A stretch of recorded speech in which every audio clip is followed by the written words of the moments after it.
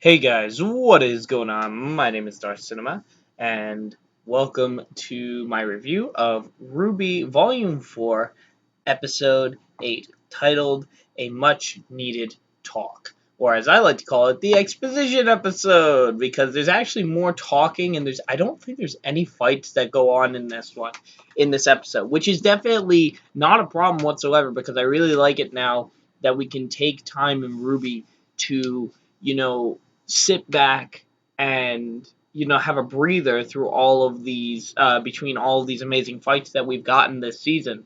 And considering what happened at the end of last episode with the fight with Tyrion and Crow appearing before Team Ranger, and they're all confused about what he's doing there, how he found them, and whatnot.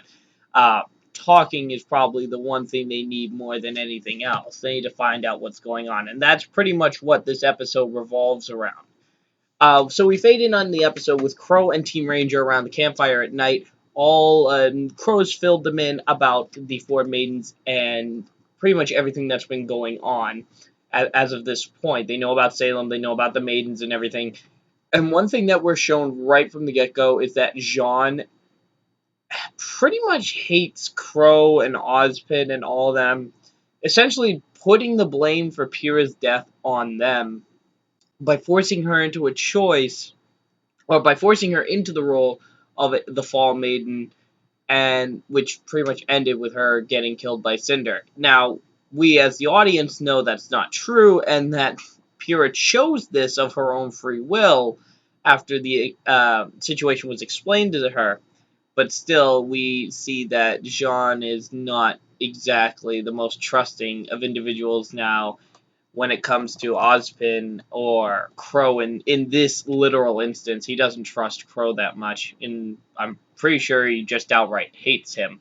And we get to see that Jean pretty much, he's on the up and up of what's going on right now, because he knew that the reason that Crow was following them was essentially using them as bait to draw out any of not Cinder's followers, any of Salem's followers at this point. He knew that at some point Salem would send Tyrion or one of her other followers after RWBY because of her silver eyes, and essentially he said it the best way is that you've made a lot of powerful people pretty angry. And that's very, very true, considering what we've seen in episode 1 is that she made finding RWBY a priority over the Spring Maiden, and changing Tyrion's mission and sending him after Team Ranger to find RWBY. We also get probably essentially the RWBY version of the story of creation, or the creation of the human race. We learn about that it's essentially started as two brothers. The older brother was a creator of light and life, who created things such as the plants, the animals, and whatnot. And the younger brother was one of darkness, who created death and destruction wherever he went. And they went at it for ages and ages and ages. That whatever the brother would create, when night fell, the younger brother would destroy. This kept going until the younger brother made his ultimate creation, a creation which reflected all of the death and destruction that he wanted to sow, and that became the creature of Grimm. So we pretty much now have our origin of the Grimm, and we also have our origin of humanity, because the older brother wanted to put a stop to this petty feud between them, and by doing so, proposed that the younger brother and himself make a masterpiece, a creation that can choose the path of light and darkness, and essentially has the potential for both, but choice was the most important aspect of it. So it wasn't predetermined towards light or darkness. It was one that could choose for itself, and that creation was humans, as we've seen now. And it's actually a pretty solid story. I wasn't expecting another layer of mythology to be put on, especially after learning about the maidens. So I am not quite sure how to feel about this thus far. So let me know in the comments below what you guys think. Do you think this is a little too much mythology to put on at this point? Do you think it was perfect? For me, I'm kind of leaning towards I get why they did it, but I still don't see where Salem fits into all of this. Our second part of the episode, though, we find out we go to Menagerie. We finally get to see Blake talking with her mother, kind of standing outside her father's office on the balcony. And her mother essentially says, "You really should end up talking to your father." And she hands her the tea tray and say, "Here, go ahead. We really like he and I would really like to hear the stories about Team RWBY and all the stuff you did, because that boy you bring home likes to run his mouth, but you have been keeping very quiet recently." And while that's par for the course for Blake, at least as far as the audience knows, it was really nice to see this interaction. This was probably my favorite moment of the episode. Blake's moments have been good, but I would never call them the best of the episode.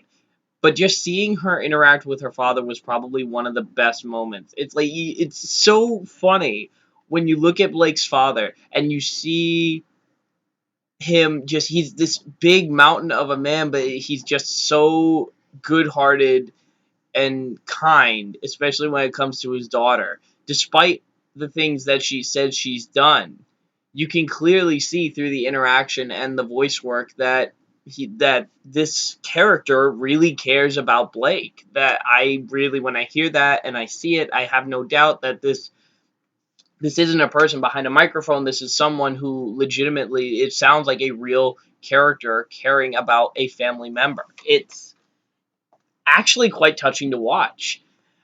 We get to kind of a little funny thing where he asks if it's warm in Vale, and he notices how she's dressed. And says, "Wouldn't you want to cover up more?" She says, It's covered enough," and crosses her arms, which I think is kind of funny because a lot of people were pointing out, how the common stereotype that people like to point out in anime, that the women usually don't wear a lot of armor, but I'm not going into that. I just think that was a little funny joke, but it quickly segues into something a little bit more emotional. Now, what someone actually pointed out during the punishment review that I put out about a week ago was that when it got to really emotional bits between Jacques Schnee and Weiss, when Weiss was upset, we really didn't get across in her performance on the mic. The woman who voices Weiss, I cannot remember her name at the moment. Same, I don't know if it's the same thing with Blake. I think with Blake, it's a little more believable that she's upset. But unfortunately, we don't get to hear that much more, and they tease us so much because we have the father putting the question that we wanted to hear the answer for out of Blake for about a year now, which was, or well, yeah, pretty much, or nearly a year. Why did she leave Vale? Why did she leave her teammates? Why did she run away? And before we get the answer to that, Sun falls through the door, making it look like he was listening in on the conversation. I'm pretty sure the majority of you facepalmed as well as I did, because this was a really good scene. And I'm not going to say, it fits with the kind of character that Sun's had, and they do explain why he was there at the end, near the end of the episode.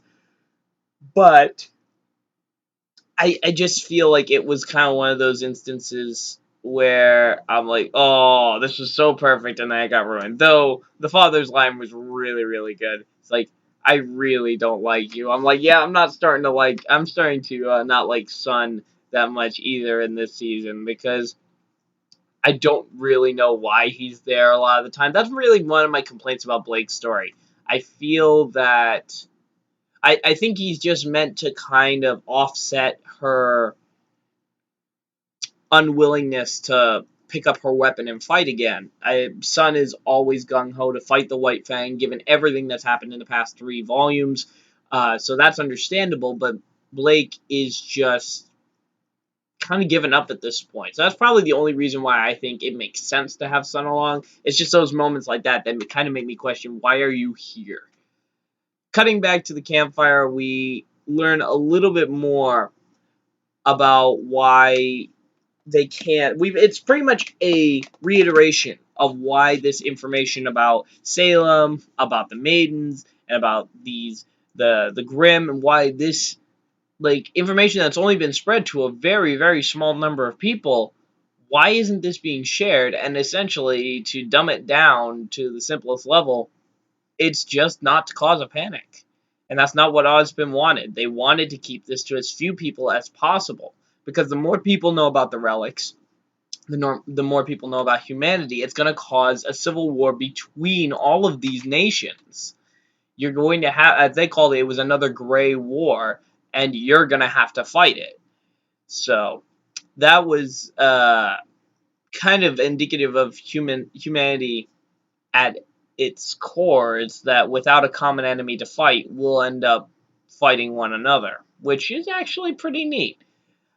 We also get a little glimpse into what we know is Crow's semblance. Now, we thought it was just him changing into a crow, but the way he puts it, he describes himself as a bad luck charm. Good for when he's fighting an enemy on his own, but very, very detrimental to friends and especially family. So if I was to think how that would work, I would think for the comic book fans out there, I think it would kind of be the opposite of Domino from the Deadpool and X-Men comics, that the worst likely outcome is probably the most likely to happen.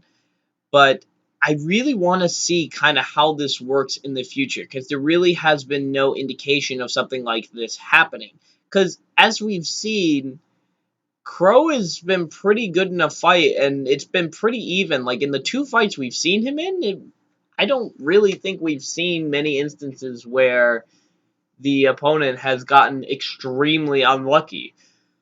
Unless you really want to talk about Tyrion getting his tail cut off by RWBY, which, okay, I'll give you that one. But the night ends in probably the most, I don't want to say underwhelming fashion. It ends on a very quiet note with Crow just kind of walking away and going on a walk, and RWBY saying, "Is there anything else you want to tell us?" And Crow looks up at a tree branch, and there is a raven there, which we know it's going to be Raven. It's his sister. So I think she's kind of looking at him like, "Don't you tell him anything else?" And he was. Then we cut back to Menagerie, and what I feel is the best moment of the episode is Blake slapping the ever-loving shit out of Sun. Oh my gosh, I could watch that scene over and over and over again.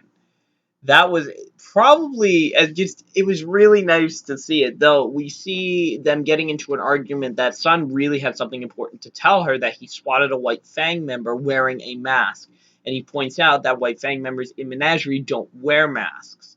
He goes to show her the scroll, but Weiss knocks it out of his hand, saying she didn't come here to fight. She doesn't want to fight. She wants to rest, and she wants to get her life back together. But before the argument can continue, they both hear something in the woods, and looking out, we see what I can only describe as a black-clad ninja wearing a White Fang mask. And before anything else can be said, the ninja jumps away into the night, quickly being followed by Blake. And before Sun can run out, Blake's mother is asking what's going on. Sun says, "The White Fang's totally evil. I called it, and I'm going to save your daughter, or bring back your daughter." And pretty much that's the end of the Menagerie bit. And then we quickly cut back to the morning of Team Ranger. They're all sleeping in at this point, and as soon as they're waking up, we kind of know something bad is happening, because we see Crow coughing up against a tree. And I'm really glad they actually did this, because after last episode, I was worried, oh wait, are they not going to show what's going on? But we see that the bandages around Crow are staining purple, and he's coughing up what looks to be purple blood. And he said, "Well, that's unfortunate." And the episode ends right there. And we clearly see that the poison that Tyrion scraped him with is actually starting to take hold, and will probably most likely kill him. Now, what does this mean for Crow in particular. I do not think that they will kill off Crow this season. I really think that his character has more to offer. Do I think that sometime in the future Crow will die? Probably. I don't want him to because he's actually one of my favorite side characters for the series. However, I feel that it's not his time right now. Though I have a feeling that there will be some characters that end up dying. I'll probably go over. I'll probably make another video on what the characters most likely to die in this season. So let me know in the comments below. What did you think about a much needed talk? What do you think is going to be coming up in the next couple of episodes? Because the season will be wrapping up in a few weeks. So this is again probably the slowest paced of the RWBY seasons that we've had thus far. So let me know what you guys think, because it's very interesting to see a show which has kind of gone at a breakneck pace from seasons 1, 2 to 3 suddenly come not to a screeching halt, but slowed down to the point where we can legitimately follow it and appreciate a much slower paced show. So anyway, my name is Darth Cinema. I hope you guys enjoyed the video. Please slap a like on it, comment, and subscribe for more RWBY videos in the future. Check out my previous video from last night. It's my update and Happy New Year video where I discuss what anime and anime movies that have just been announced I will be covering when we get into this next year, which looks to be one of the best years for anime coming up. So I hope you guys all enjoyed, and I will see you in my next video. Take care, and I'll see you later.